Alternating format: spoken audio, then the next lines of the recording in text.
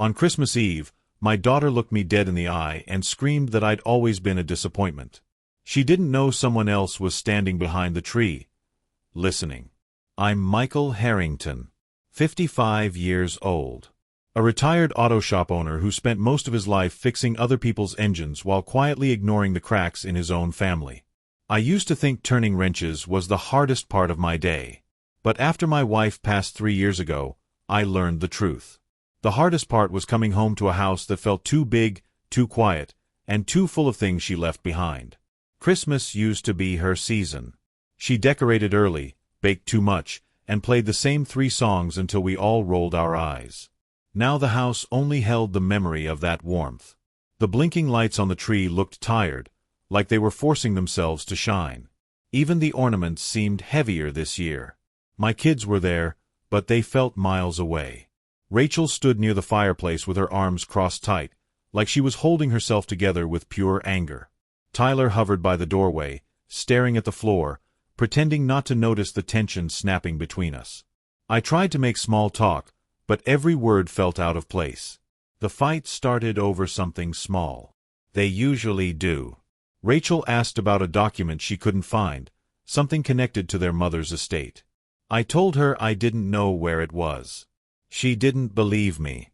I could see it in her eyes before she even opened her mouth. Then she exploded. "How could you ruin everything, Dad?" she shouted. "You always do this. You mess up, and then you act confused when people call you out." Her words hit me harder than she probably meant them to. Maybe harder than she even understood. I felt the room tilt, like someone had opened a window in the dead of winter and let all the warmth escape. I stood there, trying to keep my voice level, trying not to break. But she didn't give me the chance. "You've been a disappointment my whole life," she said. "And you still are." She hurled the sentence at me like something she'd practiced. Like something Daniel, my brother, might have whispered to her behind my back. But I pushed that thought aside. I always pushed things aside. It was easier to believe my kids were just emotional than to admit someone else had been guiding them. Rachel spun around and stormed toward the hallway. Tyler watched her go, his face heavy with guilt he didn't dare admit. He looked at me once, then looked away, like eye contact might pull him into the center of the storm. The room went quiet again. Too quiet. The kind of quiet that makes you notice things you normally wouldn't. That's when I saw it. A shadow shifted behind the Christmas tree. Slow. Deliberate. Like whoever it was had been standing there for a long time, listening to every word. My breath caught.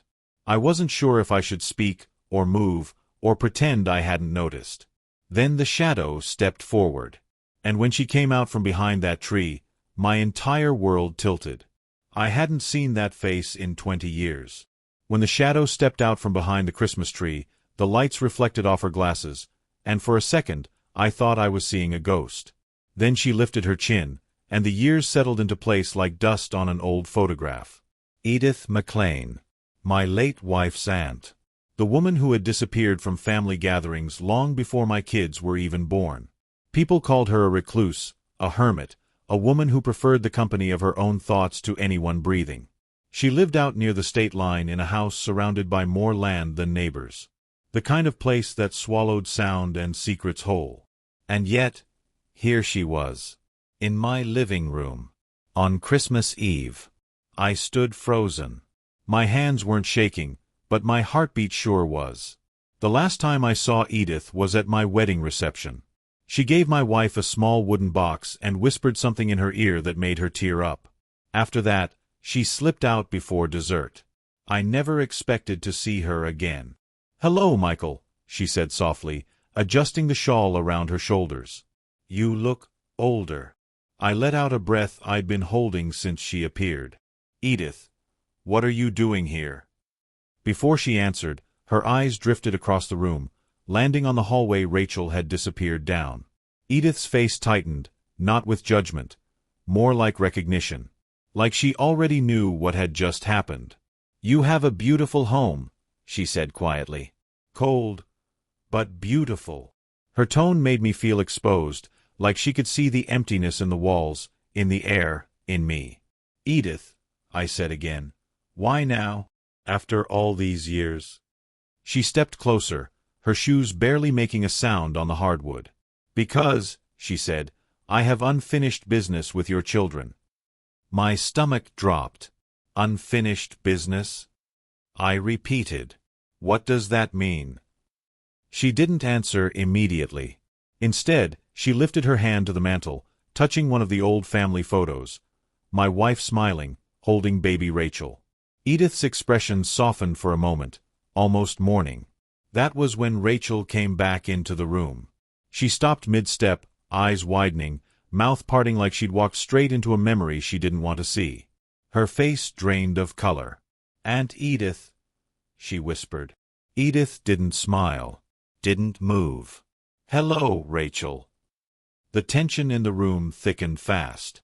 Tyler stepped in behind his sister, confusion flickering across his face. He knew Edith existed, but he'd never met her. He looked at me, then at her, like he wasn't sure if he should speak or stay silent. Rachel swallowed hard. Why are you here? She asked, her voice smaller than before. Edith straightened her back, revealing a quiet authority I had forgotten she possessed.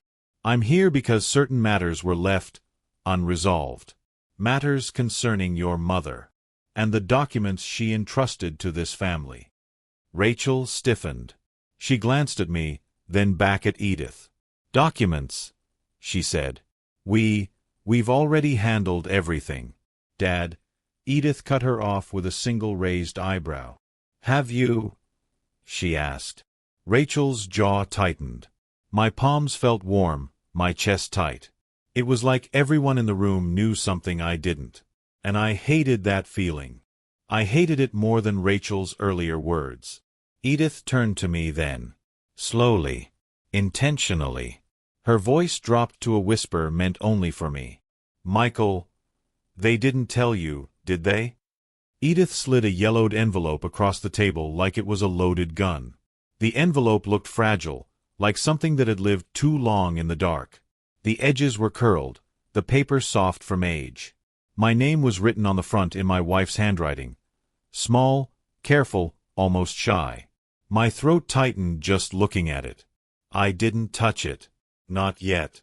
Edith waited, hands folded, eyes fixed on me with that strange calm of hers. Rachel stood across the room with her arms crossed, already rolling her eyes. This is ridiculous, she muttered. She's confused. Probably found some old junk and decided to stir things up. Edith didn't even glance her way. Your mother was many things, she said, but careless was not one of them. Tyler shifted uncomfortably beside the table. His fingers tapped against his jeans, restless, guilty, though I couldn't figure out why. He kept watching the envelope like it might pop open on its own. I finally picked it up. The paper felt warm, as if it had been waiting for my touch. I slid my thumb under the seal and opened it slowly. Inside were letters. Several. All addressed to me. All written in the last months of my wife's life. My breath caught. Where did you get these? I asked, my voice barely steady. Edith didn't answer immediately. She pulled out a chair and sat down with the patience of someone who had expected this moment for a long time. Your wife entrusted them to someone, she said. Someone she believed would pass them on. Before she continued, she fixed her gaze on Rachel and Tyler. Her stare was sharp, unblinking. Rachel shifted, looking suddenly younger, suddenly unsure. Money changes people, Edith said. It makes them lie. It makes them hide things that never should have been hidden. Rachel scoffed. Are you implying? I'm implying nothing, Edith said calmly. I'm stating a fact. My heart thudded. I could feel pieces of a puzzle beginning to shake loose, but I didn't yet know the picture they were forming. I unfolded the first letter. The handwriting was faint but clear. My wife talked about missing me when I worked late, about being scared of the future, about wanting the kids to grow up with good hearts. Then, near the bottom, a line that made my stomach twist. I asked Daniel to help with the documents. He promised he'd keep everything organized. Daniel. My brother. The man who always had an opinion about how I should run my life, my business, my marriage. The man who loved being needed. I swallowed hard. Edith, I said slowly, are you saying Daniel had these letters? She didn't blink. Yes. Rachel stepped forward. Dad, this doesn't prove anything. Daniel helps lots of people. You're just jumping to conclusions because she pointed at Edith, shows up with some dusty mail. But Tyler didn't look convinced. He stared at his sister like he was seeing her through different eyes. I opened another letter. At the end, in hurried handwriting, my wife wrote, I'm afraid something will be lost. Keep the key safe. It matters more than they know. A chill crawled up my spine. Key? What key? I looked at Edith, but she already knew what I was thinking. She sat back, folding her hands again. That, she said softly, is why I'm here. I held the letter tighter, the words blurring for a moment. A missing key. A hidden set of letters. And a brother who once handled everything when I was too broken to think straight. Everything suddenly felt heavier. The air. The silence. My own heartbeat. Edith leaned forward, her voice barely above a whisper. That key, Michael, is the beginning of everything. Of all nights, my brother walked in smelling like expensive cigars and bad intentions. The front door swung open without a knock, like it always did when Daniel decided the world owed him access. His coat collar was turned up, snow on his shoulders, and that familiar smirk on his face, the one that said he was already in control of the room he'd just walked into. I felt my jaw tighten. Daniel Harrington, 3 years older than me, better dressed, louder, smoother. A man who could charm a stranger in 10 seconds and betray a friend in 5. My kids always liked him more than I did. Maybe because he treated them like adults before they'd earned it. Maybe because he bought loyalty the way other men bought gas, frequently, casually, and without counting the cost. He stepped forward with open arms. Mikey, he boomed, hugging me like we were close. Merry Christmas, little brother. His breath carried the mix of cigars, bourbon, and something sharper, trouble. Before I could respond, Daniel spotted Edith standing by the tree. His smile flickered, then snapped back into place. Aunt Edith, he said with forced enthusiasm. Wow, this is unexpected. Edith didn't move, didn't smile. Daniel, she said flatly. He approached her slowly, like she was a wild animal he wasn't sure would bite. It's been, what, 20 years? You look great, healthy, doing well out there in the woods. Her stare made him fidget. Daniel never fidgeted. Rachel came into the room just then, her face lighting up at the sight of him. Uncle Daniel, I didn't know you were coming. He opened his arms again, but this time it looked real. Wouldn't miss it, he said, hugging her tightly. You know I always show up when things get rough. That line stung. He said it while looking right at me. Tyler offered a smaller smile, more hesitant than Rachel's, but Daniel clapped his shoulder like they were teammates. My man, he said. Keeping everyone sane in here? My kids gravitated to him naturally, like metal to a magnet. And he soaked it in, letting their attention boost his confidence. Watching the three of them together, I finally understood something I'd ignored for years. Daniel wasn't filling a void in their lives. He was shaping it. He turned to me with a practiced, concerned look. Just came to check on everyone, he said. Heard things were tense. I didn't ask how he heard. I already knew. Daniel never arrived without an agenda.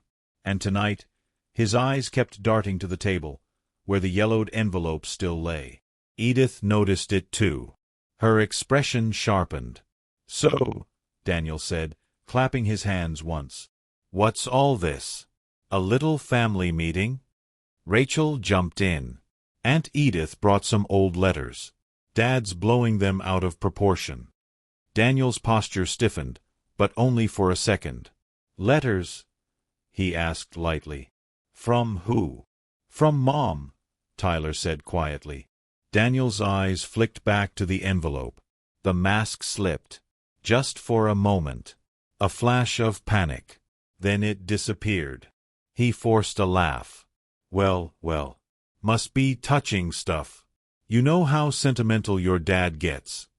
I felt my pulse quicken. The room felt smaller, tighter. Every glance between Daniel and the envelope made my skin crawl.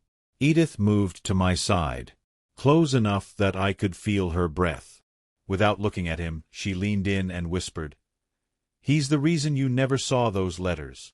Daniel pointed his glass at me and said, "You always were too stupid to handle real money." The words hit the room like a dropped plate, sharp, loud, impossible to ignore. Daniel leaned back in my armchair, swirling the bourbon in his glass like he owned the place. His grin was lazy, practiced, and meant to humiliate. Rachel didn't flinch. She stood at his side, arms crossed, nodding like she agreed. "Dad," she said, "we just want the truth. If you lost something, or hid something, just say it." I stared at her, unable to tell whether she was angry or scared. With Rachel, those two emotions had always looked the same. "I didn't hide anything," I said quietly. Daniel chuckled. "Mikey, you couldn't even keep track of a tool set without losing half the pieces. You expect them to believe you managed estate documents correctly?" Tyler shifted in the corner, arms folded tight across his chest. He wasn't siding with Daniel, but he wasn't defending me either. He avoided eye contact like the truth might burn. That hurt more than the accusation itself. Rachel stepped forward. "Mom wanted us to have clarity. You said you handled everything. But now these letters show up?" She gestured sharply toward the table. "How do we know you didn't mess something up?" I felt something inside me crumble. Not from guilt, because I knew I hadn't done anything wrong, but from the realization that they truly believed I might have. Daniel took another slow sip. "Your old man always meant well," he said, pretending sympathy. "He just wasn't built for responsibility. That's why he asked me for help." The flashback hit me so fast I felt dizzy. 3 years ago. The funeral. The papers. My shaking hands. My mind in a fog. Daniel stepping in with a gentle voice and a firm grip on my shoulder. "Don't worry, Mikey. I'll take care of this. Just sign what I tell you to sign." I had trusted him because grief made everything blurry. I couldn't sleep. Could barely breathe. He handled the documents because I couldn't even read them without breaking down. I had been vulnerable. And he had known it. Rachel kept going. "Uncle Daniel always told us you weren't being honest about the inheritance. That you were overwhelmed. That you might have misplaced something important." There it was. The influence. The slow drip of doubt he'd fed them for years. Tyler finally spoke, his voice low. We just want to know what happened, Dad." I looked at him, my son, and I saw guilt swimming behind his eyes. Not guilt from accusing me, but guilt from hiding something. Daniel leaned forward, elbows on his knees. "Why don't we cut the act? There's money missing. Documents missing. And your dad is the only one who had them." "Enough," I said, sharper than I intended. But Daniel wasn't done. "If you can't manage a simple estate, how can we trust you didn't blow through the funds or lose the keys or—" He stopped when Edith stepped between us. She didn't raise her voice. She didn't touch him. She just stood there, small but unmovable. "Daniel," she said, "you've lied enough tonight." His jaw tightened. Edith turned to me. "Michael, there's something we need to look at." I blinked, still breathless from the verbal attack. "What?" "The attic box," she said firmly. "I want to see it." The room went silent. Daniel's face drained of color. Rachel's confidence cracked. Tyler swallowed hard, eyes darting toward the ceiling like he already knew exactly which box she meant. And in that heavy, breathless moment, I realized something. Whatever was in that attic box was about to change everything. When I opened the old cedar box, the smell of my wife's perfume punched me in the chest.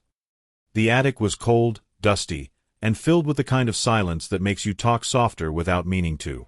I pulled the string on the lone bulb, and its dim yellow light flickered over boxes stacked like forgotten memories.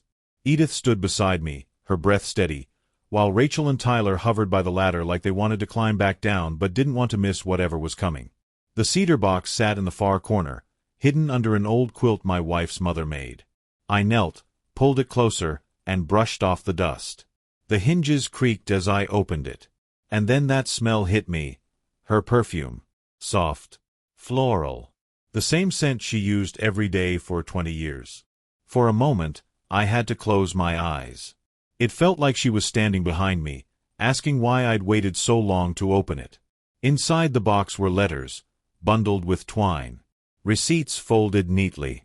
A small metal key wrapped in tissue paper. And at the bottom, a bank statement with an account number I didn't recognize. My pulse picked up. Rachel stepped forward, her voice sharp. This proves nothing. Anyone could have put these here. I didn't respond. I was too focused on the key. It was small, silver, and heavier than it looked. When I held it up, it glinted under the bulb like it had been waiting for this exact moment. Tyler leaned in. "Dad," he said quietly, maybe Uncle Daniel was right. Maybe you forgot where things were." His words stung, but not because he meant to hurt me. They stung because he believed them. I turned slowly toward him. "Tyler, why would he tell you that?" Tyler looked down at his shoes. "After Mom died, he said you weren't thinking straight. That you mixed up documents. That you might have lost important stuff." He swallowed. "He said it wasn't your fault. But we needed to keep things safe." I felt something inside me twist, not from shock, but from the realization that Daniel had planted these seeds years ago. Long before tonight. Edith reached out and plucked the key from my hand with surprising strength. She held it close to her face, examining every ridge. "This isn't for a safe deposit box," she murmured. "It's smaller. Older." Rachel crossed her arms again, but her confidence was cracking. "What are you saying?" Edith looked up, her eyes razor-sharp. "This is a trust key. Specifically, from my family's private trust. There were only 4 ever made." She pointed to the engraving near the base. "And this one belonged to your mother." Rachel's breath hitched. Tyler stepped back like someone had shoved him. I stared at the key, my mind spinning. Why would my wife have a key to Edith's trust? Why hide it? Why leave it for me? Edith placed the key on the table beside the cedar box. "She trusted you," she said softly. "More than anyone." Rachel shook her head, panic rising in her voice. "No. This still doesn't mean anything. Could be a mistake. A misunderstanding. Her voice cut off when I lifted a small envelope from the bottom of the box. Thin. Plain. My name written on the front in my wife's handwriting. My fingers trembled as I opened it. Inside was a single note. 10 words. "For Michael. Open only if they turn against you." The attic went dead silent. And for the first time all night, no one looked at Daniel. No one accused me. No one spoke. We all just stared at that note, because we all knew exactly who they meant. My hand shook as I read her handwriting for the first time in years. I sat at the kitchen table with the letter in front of me, the house silent except for the faint hum of the heater. The others stood around, Rachel stiff, Tyler pale, Daniel pretending to be bored but unable to take his eyes off the page. Edith waited with the patience of someone who already knew what the ink would reveal. I opened the letter. The moment I saw my wife's handwriting, those neat curves, the way she always pressed harder when she was emotional, my throat tightened. It felt like hearing her voice again after 3 long years of quiet. "Michael, if you're reading this, it means things didn't happen the way I hoped." My vision blurred for a second. I blinked it away and kept reading. Rachel came to me last month asking for a portion of her inheritance early. She said she needed it to start her life properly. I told her no. I told her money isn't the foundation for a good life. She didn't take it well. Rachel stiffened beside me, eyes darting away as if the words on the page burned. The letter continued, I worry the children are changing. Daniel seems to encourage their beliefs that wealth determines worth. I've watched their values shift in ways that scare me. You're the only one who still sees them for who they truly are, and who they still can be. I felt a deep ache in my chest. My wife had seen it all happening before I did. I kept reading, even as the words grew heavier. After I'm gone, I want you, not the children, and certainly not Daniel, to have full control of everything. Not because I don't love them, but because I trust you to guard their hearts. They will resent you for it. They might even accuse you. But hold steady, Michael. This is the only way to protect them from themselves. My hands trembled. I swallowed hard, trying to steady my voice. I read the last part silently first, then out loud. If they turn against you, open the cedar box. The key will help you understand what I could not explain in time. I love you. I trust you. Please, do not let Daniel near any of this. A long, heavy silence dropped over the room like a blanket. Rachel stared at the table, her face pale and tense. Tyler's eyes filled with something between shame and fear. Daniel leaned back in his chair, jaw tight, pretending not to care, but I saw the tremor in his fingers. The humiliation hit me all at once.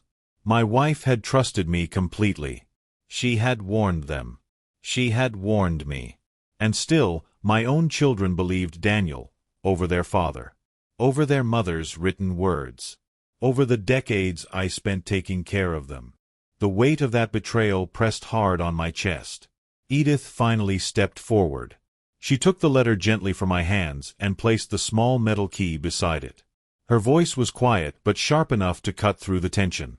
"This key," she said, "is worth far more than they think." Rachel looked up sharply. Tyler swallowed. Daniel froze. Edith rested her palm on the table. "And it's time you all learned why." Daniel slammed his fist on the table hard enough to make the ornaments shake. The impact rattled the centerpiece, sent a few glass ornaments rolling, and froze everyone in place.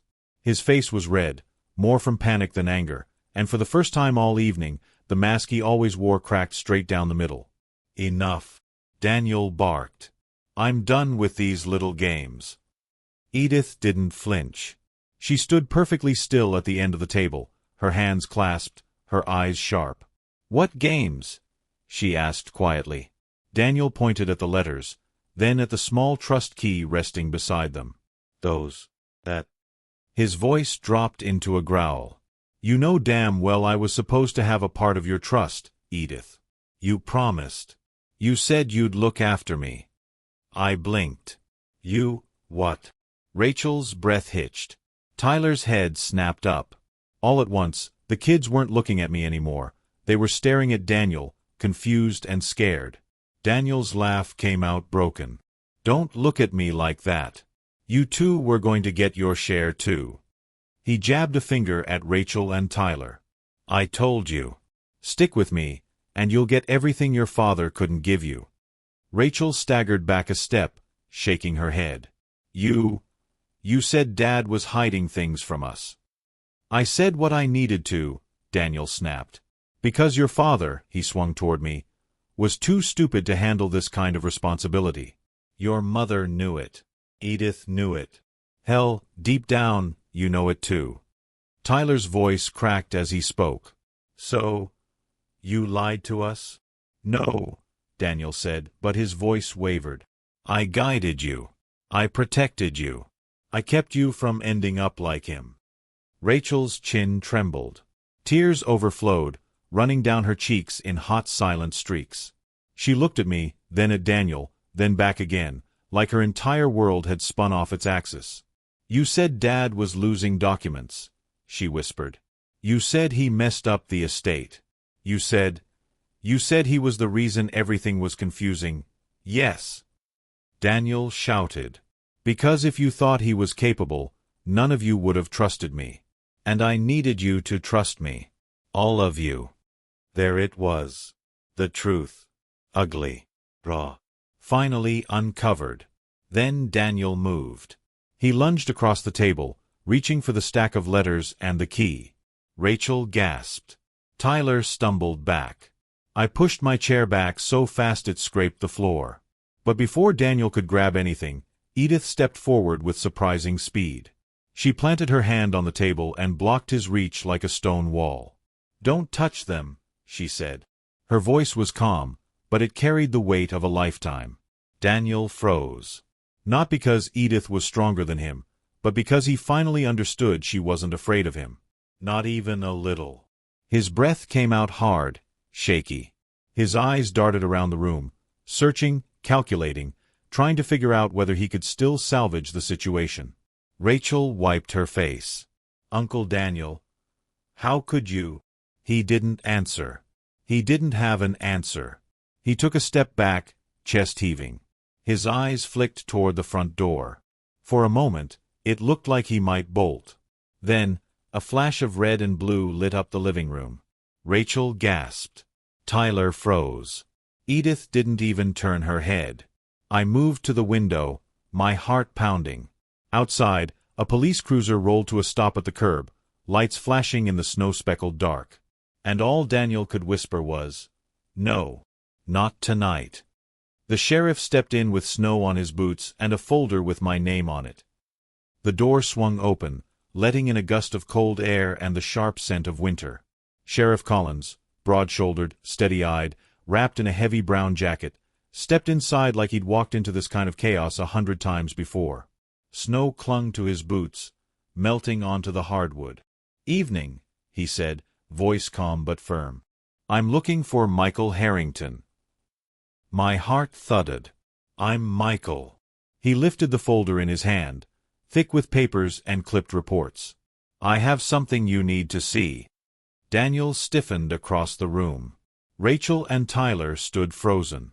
Edith nodded slightly, as if she'd expected this exact moment to arrive.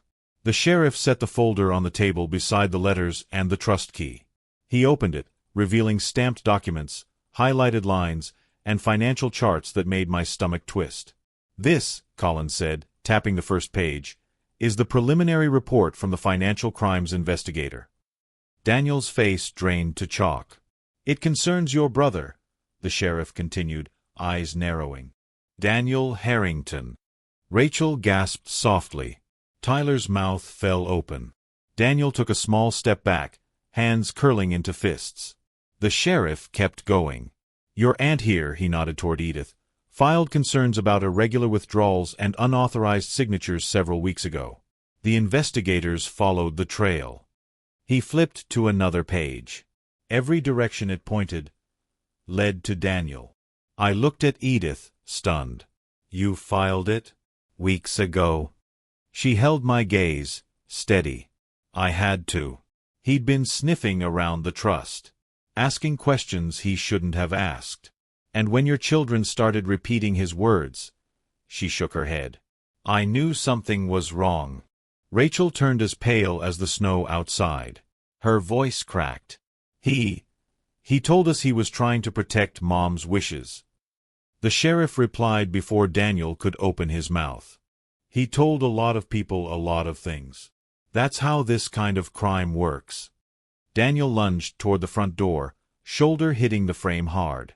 But Tyler moved faster than I'd ever seen him. He stepped right in front of Daniel, blocking the doorway with both arms out.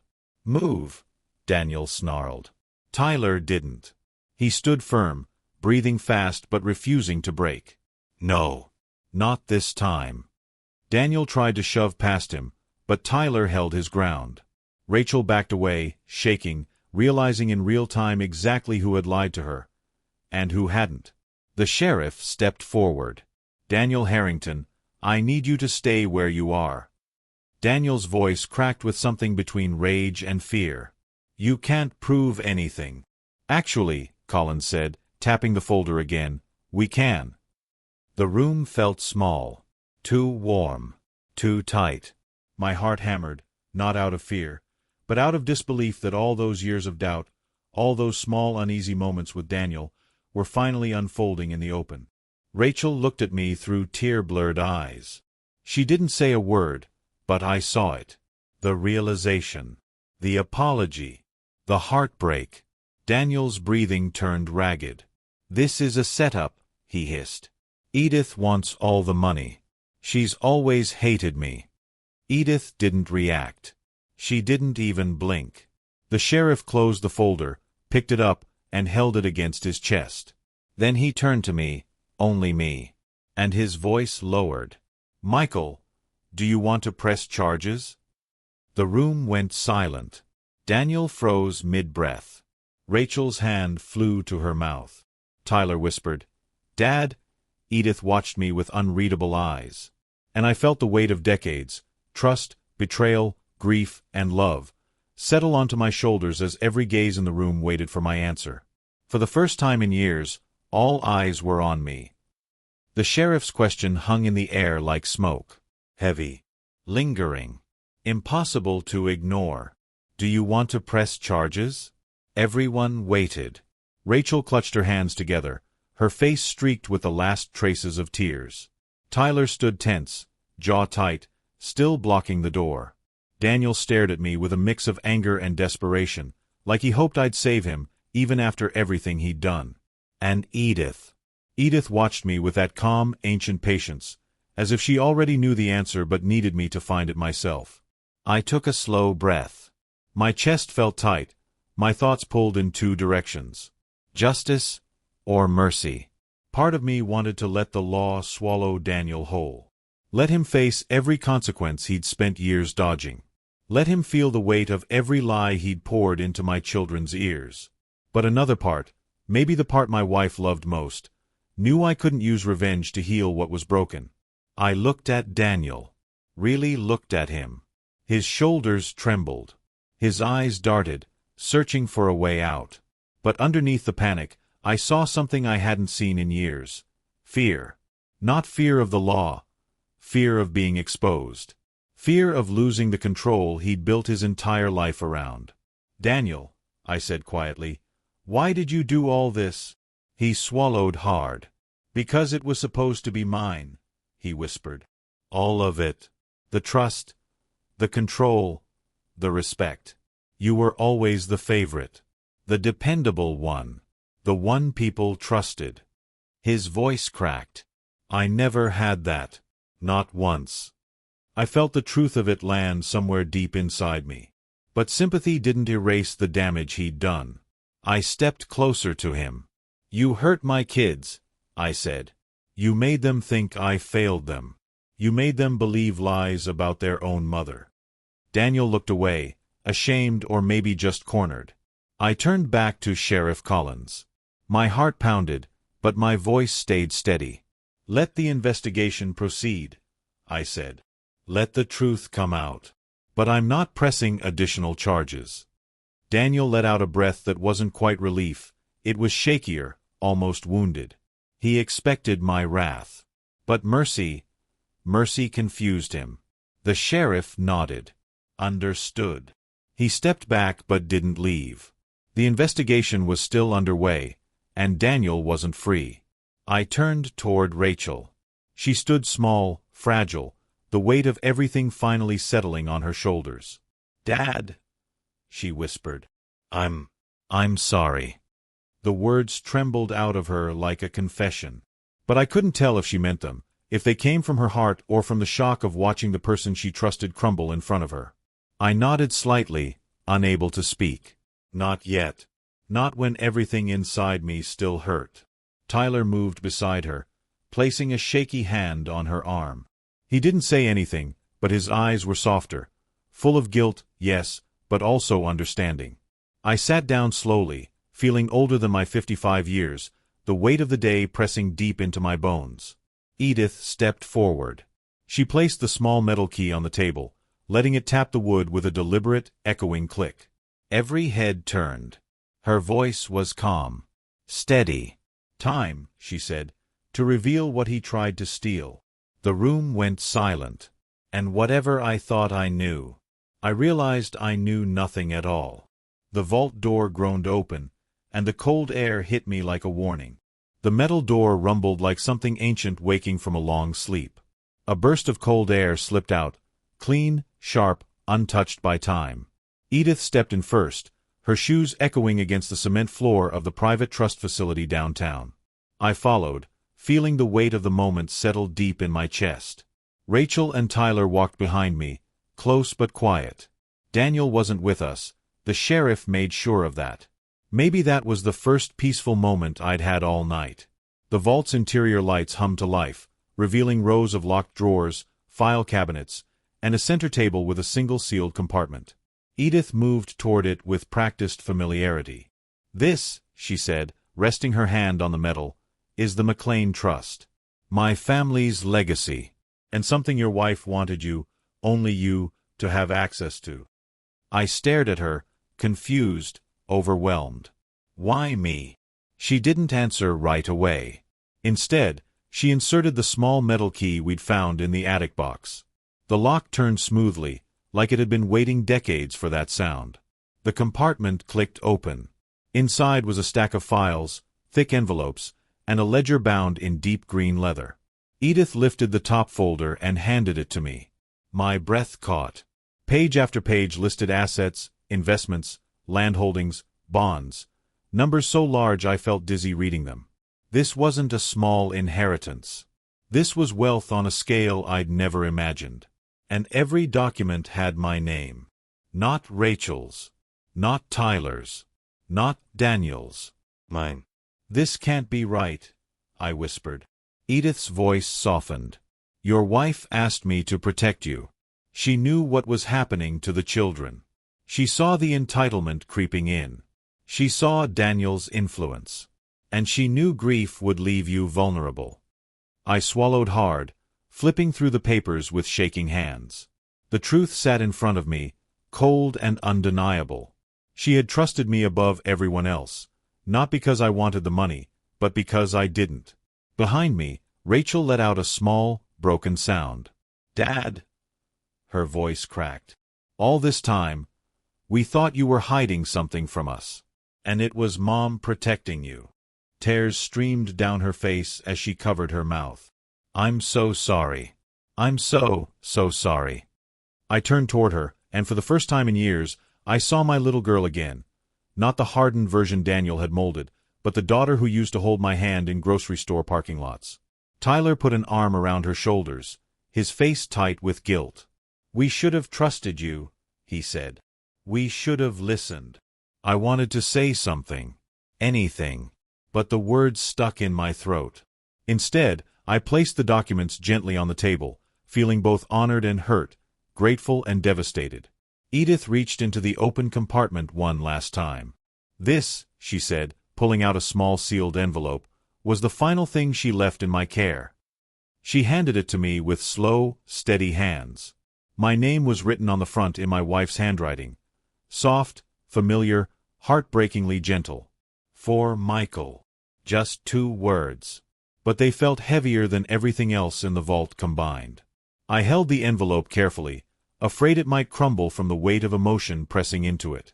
Edith stepped back. "Open it," she said quietly. And just like that, my heart started to race, because whatever was inside that envelope was the part of her voice I had never heard. The seal cracked, and her voice came back to me. The paper tore softly beneath my fingers, the sound thin and fragile, like the last breath of a memory. Inside was a folded letter, yellowed slightly at the edges, but her handwriting was as clear as the day she first learned to sign her name. My chest tightened. My hands trembled. And then I began to read. "Michael, if this letter reaches you, it means time has moved faster than I hoped. I wanted more days with you. More mornings. More chances to tell you how proud I am of the life we built." My breath caught. Her tone, gentle, tender, felt like a hand on my cheek, a whisper in the dark. "I regret the moments I didn't spend better. I regret not being stronger. But I have no regrets about choosing you. You were always the steady one, the patient one, the one who loved without needing applause." My vision blurred as the words pulled me under. "I need to warn you about Daniel. He has ambition without guidance, desire without values. He sees money as salvation instead of responsibility. He has influenced the children more than they admit, and I fear they won't understand the damage until it hurts them, and you." I felt a cold ache settle deep inside me. She had seen everything. long before I did. The inheritance from Edith's trust is meant to protect our family, not spoil it. You must hold it, not them. Not yet. They must learn dignity, not entitlement. Love, not leverage. I closed my eyes for a moment, absorbing every word. If Rachel or Tyler ever turn against you, know it is not from hatred, but confusion. They will find their way back if you are patient. If you are steady. If you remain the father you have always been. My throat tightened, too full to speak, even silently. Then came the part that broke me. The inheritance will transfer to the children only if they reconcile with you sincerely. Not because of money. Not because they want something. But because they choose you and the values you raise them with. That is my final wish. That is how they become whole again. A tear fell onto the page, smudging the edge of her signature. I love you. I trust you. And wherever I go, I am with you. Lily, I lowered the letter slowly, letting the air return to my lungs in uneven breaths. The room felt impossibly quiet. Even the hum of the lights seemed to pause out of respect. Rachel stepped forward, her face crumpling as the weight of her mother's words washed over her. Tears streamed freely, no longer held back by anger or pride. "Dad," she whispered, her voice splintering. "We, Tyler and I, treated you like you were the enemy. And you were the one Mom trusted most. You're the one she was protecting." Her voice cracked again. "I'm so sorry." Tyler stood beside her, eyes red, shoulders slumped with guilt too heavy for his age.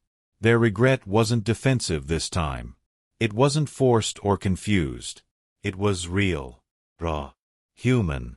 I opened my mouth to respond, but the words wouldn't form. Grief and love tangled together in my chest, too thick to push through. Rachel took a small, trembling step closer. "Dad," she said again, barely above a whisper, "do you still want us in your life?" And that question, that small, trembling plea, landed harder than every accusation before it. I never thought forgiveness could hurt this much. For a long moment, no one spoke. Rachel's question, "Do you still want us in your life?" hung between us like a fragile ornament, one wrong move away from shattering. My heart felt too heavy to lift, too tangled to trust. Forgiveness wasn't a switch you flipped. It was a wound you pressed on, slowly, carefully, praying it didn't bleed again. I took a breath. "Sit down," I said softly. Rachel and Tyler moved closer, almost timidly, as if afraid any sudden motion would send me running the other way. They sat at the table across from me, hands knotted together, shoulders touching, united now in a way they hadn't been all night. Rachel looked up first. Her eyes were red, swollen, honest. "Dad," she said, voice trembling, "I blamed you because it was easier than facing how wrong I was. Daniel made everything sound simple. He told us you were confused, overwhelmed, hiding things. And I believed him because you're not loud, or forceful, or dramatic. You're quiet." A small tear slid down her cheek. I mistook quiet for weakness. Her words sliced me in a way that surprised me. Not because they hurt, but because they echoed something I'd feared for years. Tyler leaned forward, his hands pressed flat to the table like he was bracing himself against gravity. "Dad, I'm sorry too. I stayed silent when I should have stood up for you. I let Rachel talk. I let Daniel talk. And I didn't say a single thing that mattered." His voice cracked. "I shouldn't have let you face all of that alone." Their regret washed over me, real, unpolished, trembling. It softened something inside me, but forgiveness was a different kind of weight. "You both hurt me," I said quietly. "Not because you were angry, but because you didn't ask. You didn't talk to me. You believed the worst version of me without giving me a chance to explain." Rachel nodded through tears. Tyler lowered his eyes in shame. "But," I continued, "I'm your father. And that means I don't get to give up on you." Their heads shot up at the same time. "I forgive you," I said. "But forgiveness doesn't erase boundaries." I pointed gently toward the door, toward the memory of Daniel storming through it. You can't let people like him shape how you see the world. Or how you see family. Rachel wiped her face. Tyler sniffed. And the two of them leaned into each other, letting the weight of everything settle at last. I want you in my life, I said. But you're going to have to rebuild trust. Slowly. Honestly. Rachel nodded vigorously. We will. Dad, we will. Tyler added, anything you need us to do, we'll do it. For the first time since my wife passed, I felt something warm flicker in my chest. Not joy, not yet, but something like hope. Fragile but real. Across the room, Edith stood with her hands clasped in front of her, watching like an old judge finally satisfied with the verdict. When I met her eyes, she nodded once. Deep, approving, almost proud. The crisis had cracked us apart. But this moment began stitching us back together. Then Edith stepped forward, her expression shifting into something new, something deliberate. There is, she said softly, one more gift I need to reveal. Rachel's breath caught. Tyler straightened. I stared at her, unsure whether to brace myself or breathe. Because Edith's gifts had a way of changing everything. Edith smiled at me like she'd been waiting decades for this moment. She stepped closer, the soft glow of the living room lights reflecting off her glasses. The house was quiet now. Not tense, not broken, just quiet. Calmer than it had been in years. Rachel and Tyler sat beside me on the couch, their shoulders brushing mine, still shaken but finally present.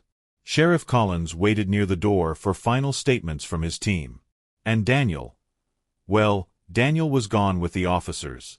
Edith held a small leather folder in her hands. Not the trust documents we'd seen in the vault. Something different. Personal. Michael, she said, your wife trusted you with her heart, her family, and her legacy. And you honored every part of that, even when it cost you deeply. Her voice softened. Your loyalty never wavered. Not once. I swallowed, unsure how to respond to praise that felt too large for me. She opened the folder. Inside were legal papers, freshly printed, notarized, sealed. She handed them to me carefully, like she was placing a crown into my hands. My eyes scanned the pages. And then I froze. Edith, this is, she nodded, my estate. Everything I own. All assets, all land, all investments, transferred to you upon my passing. Rachel gasped. Tyler's eyes widened. I felt my breath leave my body. But why? I asked, stunned. Why me? Her smile deepened with a kind of old, knowing warmth. Because you stood by my niece, your wife, with integrity. You protected her wishes. You shielded your children from their own worst impulses. And you refused to let greed change who you were. She glanced at Rachel and Tyler, kindly, but firmly. Your children will inherit in life what you teach them, Michael. And right now, they need lessons more than they need money. Rachel looked down, tears filling her eyes again, but this time, not from pain. From realization. From humility. Tyler whispered. We understand. Edith continued, her voice steady and absolutely sure. I'm not punishing them. I'm giving them a path. A path your wife wanted them to walk. She turned directly to Rachel. If you want any part of this inheritance someday, earn it back through love, not entitlement. Rachel lifted her head slowly, her lips trembling, but she nodded without protest. No defensiveness. No arguments. Okay, she whispered. I will. Tyler nodded too, placing a supportive hand on her back. I looked at Edith, overwhelmed. I don't know what to say. Say nothing, she replied softly. Just live. Guide them. And protect the values your wife believed in. The room felt full of truth, full of second chances, full of the things money could never replace. The kind of fullness that doesn't shout. It settles. Rachel leaned her head on my shoulder. Dad, thank you for not giving up on us. Tyler added quietly, we'll do better. We promise. I rested a hand on each of their shoulders, feeling something I hadn't felt in years: connection. Real, unbroken connection. The kind that doesn't come from blood alone, but from honesty earned the hard way.